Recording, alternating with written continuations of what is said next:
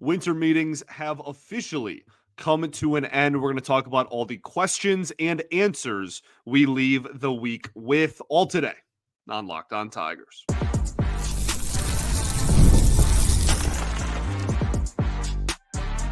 You are Locked On Tigers, your daily Detroit Tigers podcast, part of the Locked On Podcast Network, your team every day.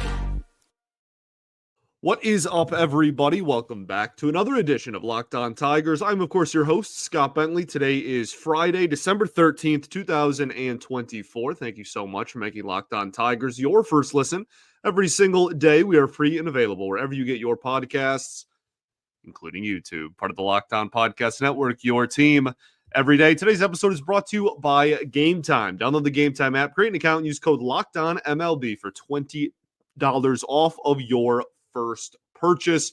Welcome in, everybody. Happy Friday. Hopefully you can have a fun show for you as we send you into the weekend. So winter meetings have officially come to an end here on this fine, Thursday night, Friday morning, whenever people are starting to head out of Dallas. We're going to talk about everything we learned from winter meetings, especially obviously from the Tigers' perspective, and everything we didn't learn, everything that we still have questions on, leaving what is always the busiest week of baseball's offseason.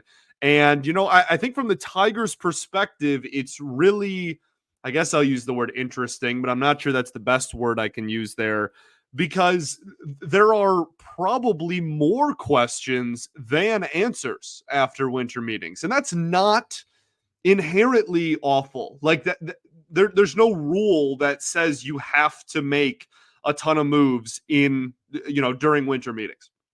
You can not make a single move the entire week and still win the entire offseason, right? If you just make a bunch of moves the rest of it's 1 week in a 3-4 month off season. So I'm not trying to induce fear or like make it sound like I'm pressing the panic button because of 1 week out of the off season, but it was objectively a quiet one. And I think that has put us in a position as a fan base where there are far more questions really surrounding baseball outside of like Juan Soto, like that being answered.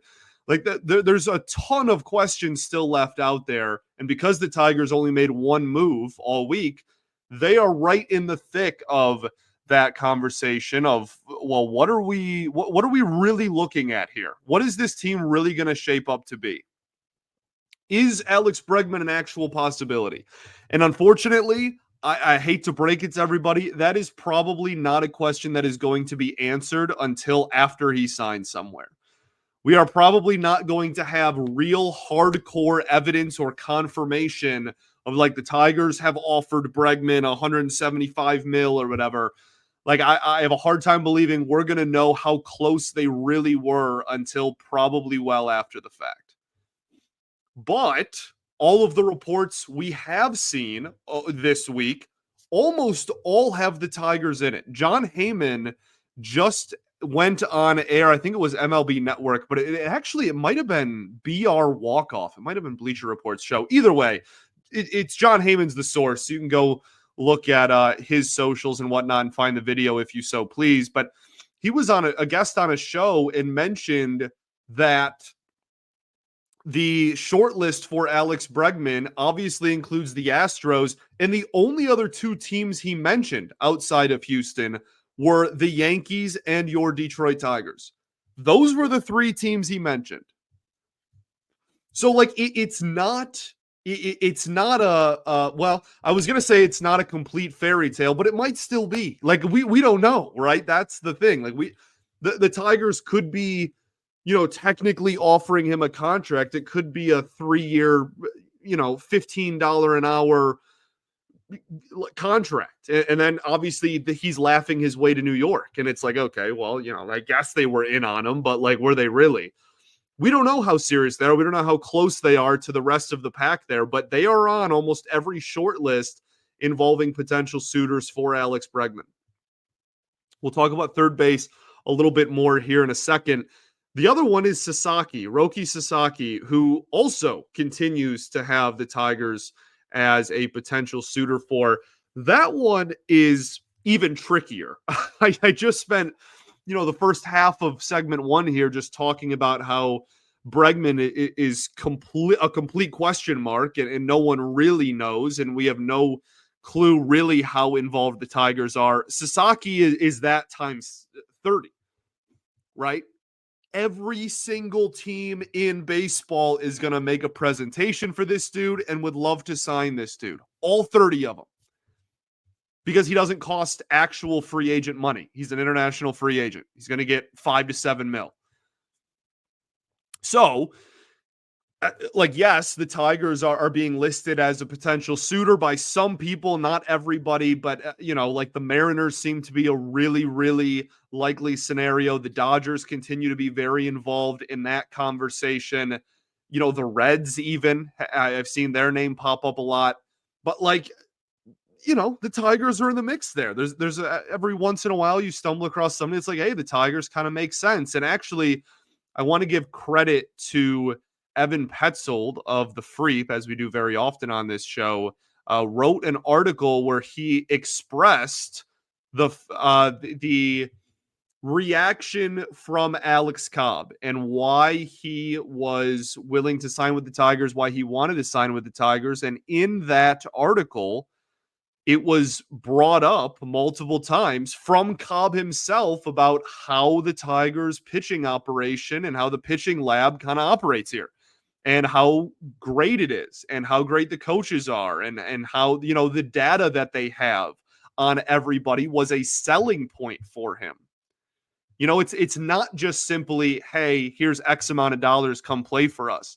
It's, hey, here are actual numbers that of what you do and what we think you can do and how we are going to get you there. And he mentioned Flaherty by name about a guy who came in and got a lot better with Detroit. So that's your selling point for Sasaki, obviously. Send Alex Cobb in there. Heck, send him in there and have him go help bring in. I will buy an Alex Cobb jersey if he has any pull in that conversation. Obviously, he almost certainly does not. But I think that is what's keeping people's hope alive with the Sasaki debate, is because it's not financial at all.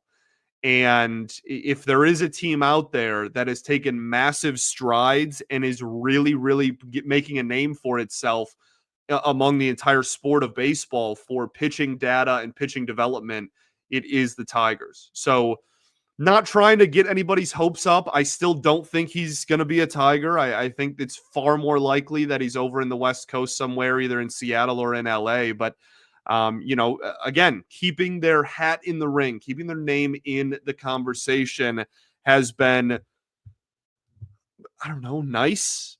It's been kind of refreshing, given the lack of having our names in the conversation for so long.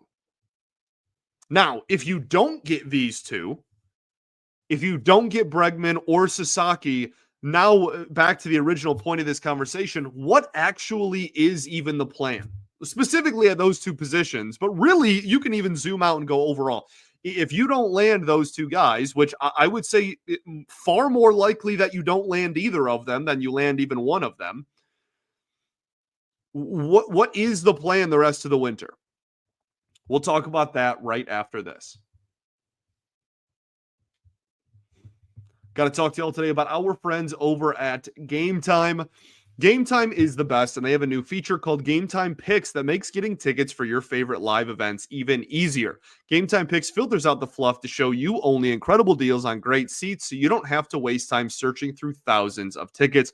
There's so many other great offers and deals and features on the Game Time app as well. They use curation to make it easier to save more on sports, concerts, comedy, theater, you name it, they have it.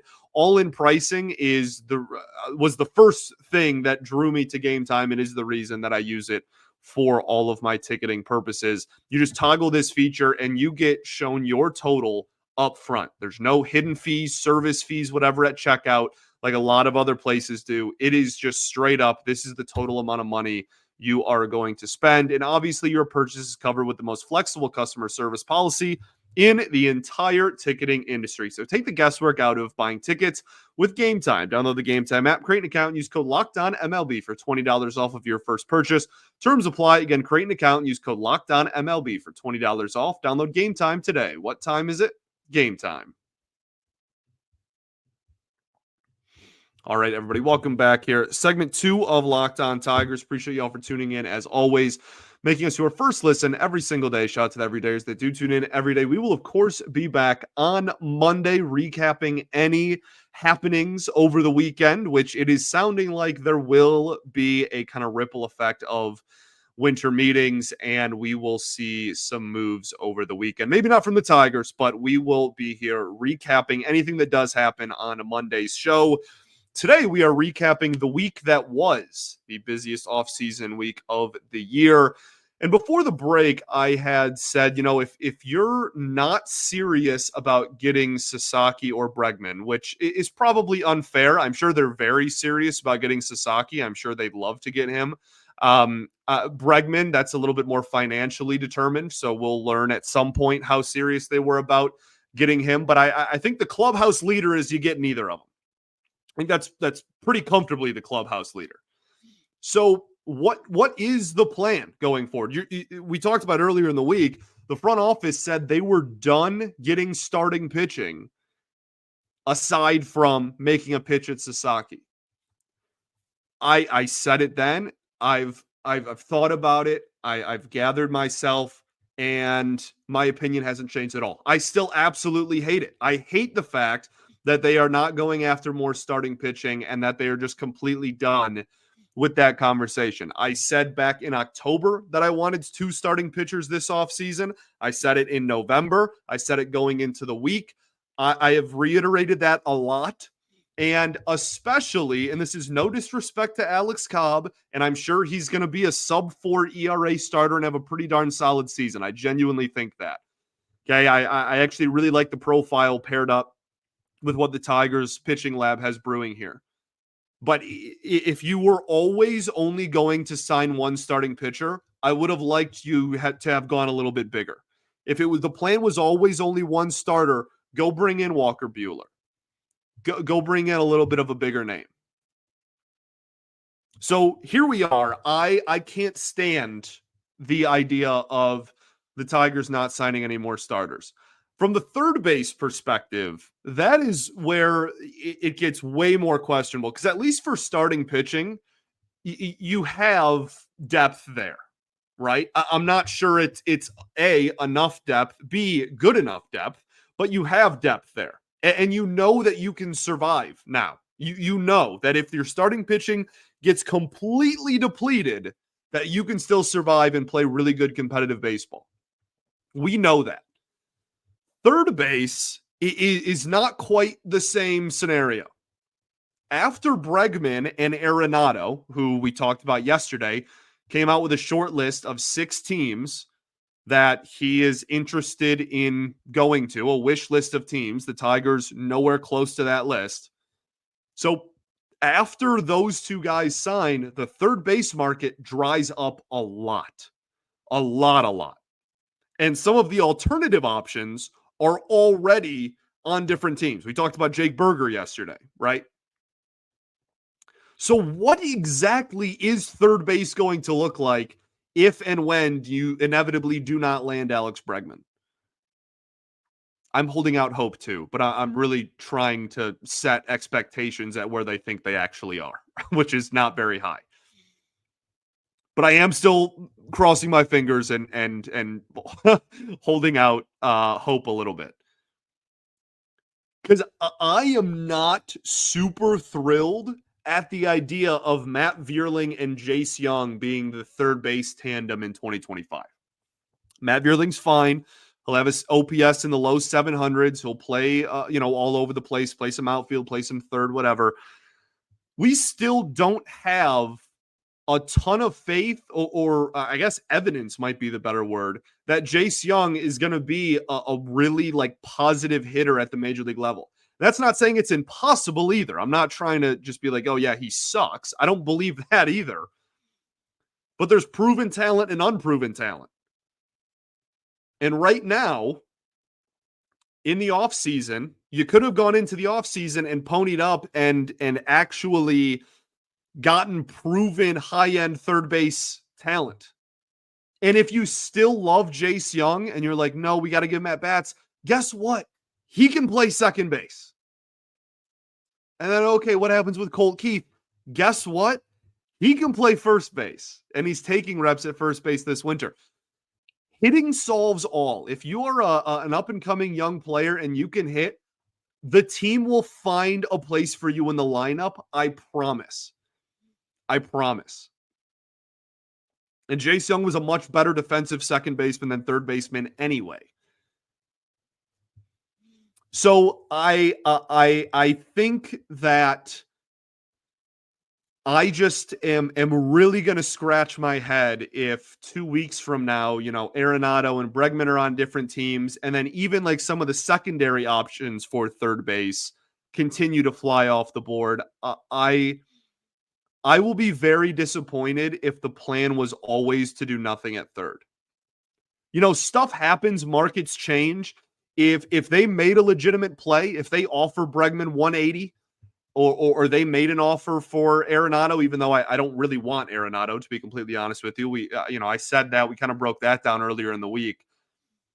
If they made a play for Jake Berger, if they tried to go out and get some other third baseman, then you know what? It takes two to tango. And if at the end of the day, other teams or players didn't want to come here or didn't want to accept your offers, then so be it. But if the plan was always, we're just going to kind of roll with what we have at third base, I will be absolutely floored by how much I disagree with that and how, honestly, I'll just say poor of a mindset I think that truly is. So we'll see what happens there. Also, the question surrounding right-handed hitting outfield. We heard all of the end of the regular season and all off season going up to winter meetings about how the Tigers were looking for a right-handed hitting outfielder. We haven't heard a peep from that in literally a week or two. That went from one of the biggest talking points of the offseason to no, not a soul has mentioned it in what feels like ages. Anthony Santander, Teoscar Hernandez, they're still out there. But now that they're the best outfielders on the open market, now I'd imagine that makes the price go up, right? Supply and demand, a little bit of econ for you on your Friday. So honestly, I'm going to be real with you. I can't imagine the Tigers do land either of those guys. I can't imagine they're going to pay big money for a corner outfielder because I think they have three really good outfielders that are going to play almost every day. The only one that isn't is Kerry Carpenter, is probably not going to get a ton of opportunities against left-handed pitching. Outside of that, I think Meadows proved that he can play every day, and Riley Green certainly is playing every day. So they're not going to drop big bucks on a guy that would end up being a platoon or DH type. At least I don't think they would. That'd be cool if they did. I'm not saying I'm against it. I'm saying I think the organization's against it. I think they want more of a platoon type hitter there. If you don't do that, then it's Matt Vierling to the rescue again. Also, first base. A very unanswered question. Weirdly, now, to be fair to the Tigers organization, first base is actually still that's still a question for everybody in baseball. The first base market is dead silent. Not a peep from anybody. So this is not just Tiger centric, but I'm really not sure what everyone's waiting on. I'm assuming it's just Pete Alonso to sign because he's the biggest name in of the position. But other infielders are signing, other big bats are signing. It's just wild to me. But so aside from the fact that literally no first basemen have moved or changed teams or signed with anybody, it is so obviously still a huge question the rest of the winter for the Detroit Tigers. And I think they might be in a position where they can't really answer that question until they answer all of the other questions I've already listed. They can't address first until they address third, because if they get a third baseman from an outside source from externally, then there's some players they're going to have to move around positions. And like Veerling plays everything, so he'll be pigeonholed a little bit more if you get an outfielder or a third baseman or both. And then we already talked with Jace Young, like it just you're leaving this week with a lot of questions. So really, I mean, to like put a bow on it, like all of the same questions we had going into winter meetings, we still have. And like for as exciting and fun of a winter meetings as this was for the sport of baseball, it was pretty darn quiet here in the Motor City. And that's not automatically a bad thing. I want to stress that, right? That there's some frustration and there is, talking about like where the Tigers stand and seeing all these other teams make moves and doing nothing, I know is frustrating. I feel the same way. But this is 1 week, as I started the show off. Like you have a whole offseason still ahead of you. You still have 2 more months until pitchers and catchers report. There's still plenty of time. And if the Tigers were to land Bregman or Sasaki or someone, the vibe and conversation surrounding this offseason changes dramatically. So where do the Tigers stand? I think probably in the same place they did before. Where do they stand in the AL Central? Not too different. Cleveland made some moves. The rest of the division was pretty quiet. There was even a rumor that the Twins were looking to trade Correa to cut payroll. The White Sox probably got even worse for 2025. Obviously, they got better long-term is the hope for the organization. But like they kind of had one good player last year, and now he's gone. So like it's where we're at right now is we kind of have to just see it through. I'm not going to get red in the face mad over a quiet winter because there are still plenty of names out there. And that is okay, like I said, but it's definitely unsettling. And, in a month and a half, when everybody's off the board, if the Tigers still have not done a whole lot, then we can all be mad together. But we gotta see it through. Speaking of all of this, quiet, Tigers aren't doing anything, there is a rumor that the Tigers have expressed interest in Kirby Yates. Let's talk about that right after this. Got to talk to y'all today about our friends over at FanDuel. Get ready to tackle the NFL action with FanDuel, America's #1 sportsbook, because right now new customers can bet $5 and get $150 in bonus bets if you win. The FanDuel Sportsbook app gives you everything you need to place live bets on the NFL all in one place. So when you get a hunch in the middle of a game, you can check out the latest stats, view live play-by-play, and so much more on the same page where you place all of your bets. Just visit FanDuel.com to join today, and you'll get started with $150 in bonus bets if you win that first $5 bet. That's FanDuel.com. Never waste a hunch and make every moment more with FanDuel, an official sportsbook partner of the NFL. All right, everybody, welcome back here. Third and final segment of Locked On Tigers. Appreciate y'all for tuning in. Kirby Yates, I absolutely love it. I am in love with this. I need it to happen now. I will now be very disappointed if he is not a Tiger, because I just love this fit so much. This is quite literally the poster child for what we have been asking the Tigers to get this offseason in their bullpen, and what we have heard the front office say they want to address this offseason in terms of the bullpen.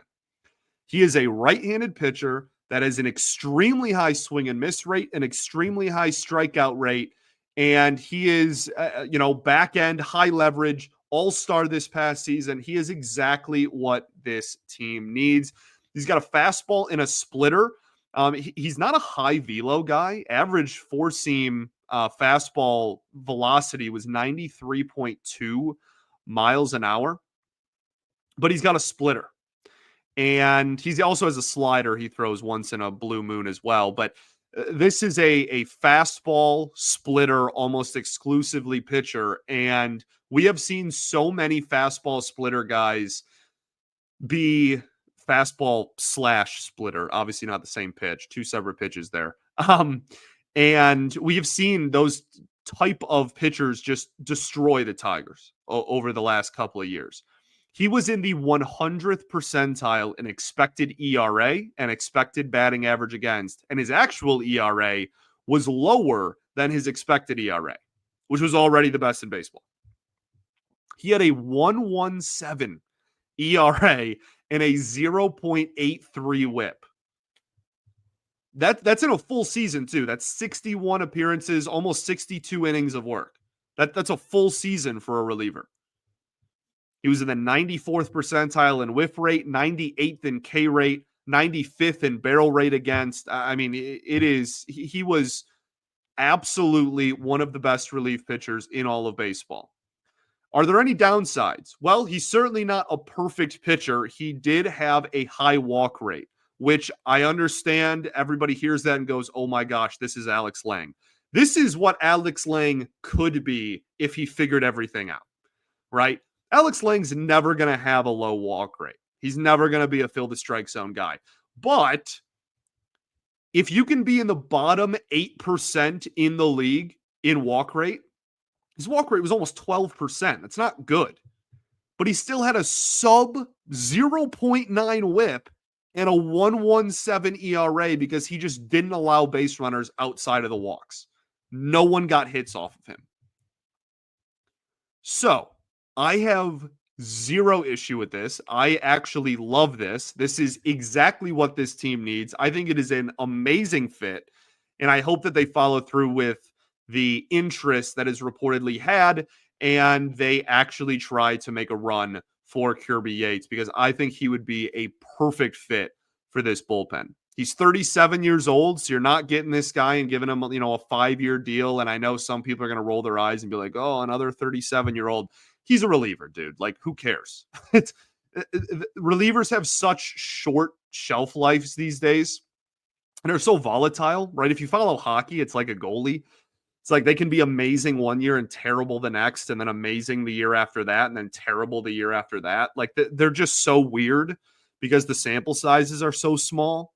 So, like, I don't care about, you can be 50. If you are good, I'll sign you to a 1-year deal as a reliever and not even think twice about it. And I think that that's probably where I stand with Kirby Yates. I'd even consider a 2-year deal based on how good he was this past season. I think that's pretty much everything involving the Tigers. Let's take a look at some of the biggest question marks still remaining throughout the rest of the league as we wrap up winter meetings here. The Kyle Tucker saga, we've talked about it almost every day this week. This one's so wild to me because going into the week, this was not on anyone's radar. No one was like, oh, the Astros might trade Kyle Tucker. And now it's like, well, they're probably going to trade him. Like, it's looking increasingly more and more likely. And if they lose Bregman, I'd imagine they especially will. And look, if the Yankees miss out on Juan Soto and turn around and get Kyle Tucker, hats off. If they walk out of this offseason with Max Fried and Kyle Tucker, that's a win, I think. And I don't think, and they will have spent, $500 million fewer dollars. So I would give them a lot of credit if that were to happen. I don't think he's going to be a Tiger, in case you're wondering. And then also, like, what are the Cubs doing? Like, legitimately, every day it's like, oh, they're going to trade Cody Bellinger, and they're trying to trade Seiya Suzuki, and they're trying to trade Isaac Paredes. It's like, okay, well, you're going to trade Suzuki and Paredes for Kyle Tucker, and then like maybe Matt Shaw, who's like one of the coolest prospects in baseball. If you want like an old school ball player, Matt Shaw's a dog. And it's like, okay, well then you would keep Bellinger, yeah. But then if you don't get Kyle Tucker, then you want to trade Bellinger, but you wouldn't trade the other two, or you still would. Like, I don't know, man. I have no clue what they're doing. They've been in this weird, like, we're selling, we're buying, kind of like we're doing both at the same time thing for like 5 years. And I I think it's ridiculous. Like they're just going to be 83 and set whatever the math is there. How many losses is 83 wins? 79 losses. Like you're just going to have like, be a low 80s win total team for like ever. Congratulations. All in all, I think this was a really solid winter meetings. We talked going into the week about how I was kind of worried because the last few have been quieter. This one, I think, lived up to the hype. This one was a really, really exciting week. And again, as a reminder, I'll leave you with this. The offseason is far from over. There are still a lot of players that are still available. There are still a lot of moves that will happen. There's still a lot of trades that will happen. There's still a lot of players the Tigers are connected to out there. Let's see what happens. And if we're upset after, then we'll all get mad together. Thanks for making Locked On Tigers your first listen every single day. Shout out to the everydayers that do tune in every day. We, of course, will be back on Monday recapping the weekend and talking about anything else that happens. Also, next week, we go down to 3 episodes a week. Okay. We get through winter meetings, busy part of the off season. Now, if like breaking news happens on a Tuesday or a Monday, then like we'll have an episode on a Tuesday. Like I'm not just going to like leave everybody out to dry here.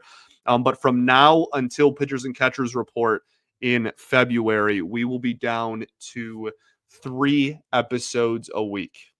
All right. Peace and love. Going to therapy's dope. I'll catch you on Monday, baby. Go Tigers.